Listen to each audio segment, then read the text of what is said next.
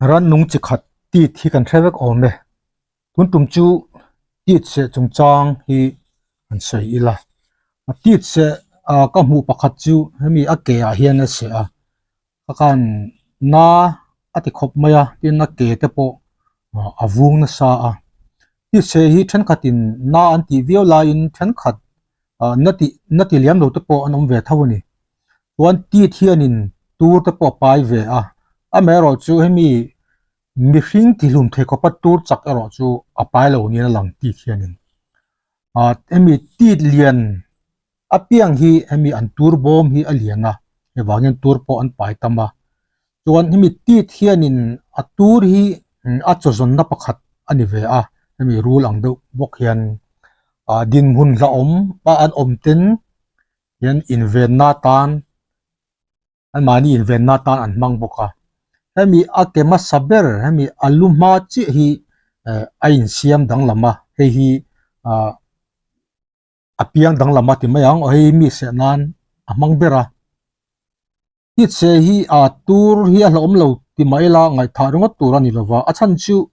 hemi thil huat tin ti maila allergies ne te chuan ti che hi an hoviau theya thil huat le huat lo in kar hi ai thavin la do mai ne sang fang mir se po a hotan chuan bul pui om takani theini fang mir se pakhat ka hiat po a taksa te vuang na vual na sa a tho te ha oxygen pe hial ta po ngai ni he bang yanin a hotan chuan tit se po kha damdo ina kalpuya oxygen te khaya atiang kha enkol kha angai theyani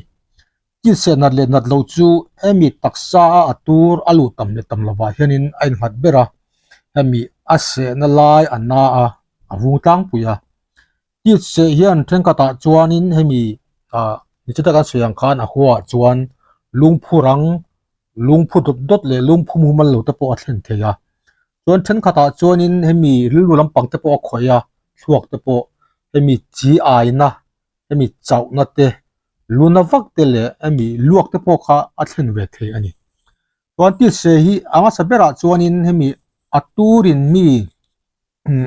ati hlum theilo tang pui ti kha riat tur ni gi lo kha apoi mo ma sabera ni chuan a se na lai kha tui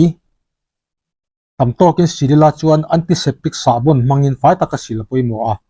chuan avung ti re nan vura de ta po tha chuan atul dan zirin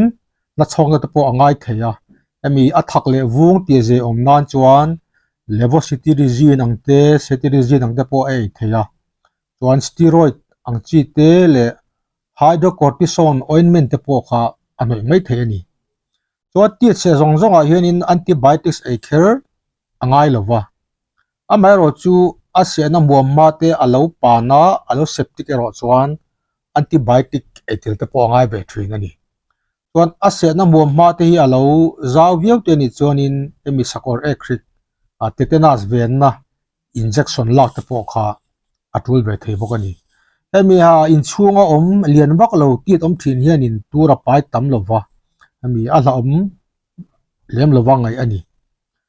chuan ti khianin ran nung te tak te te hian ei ve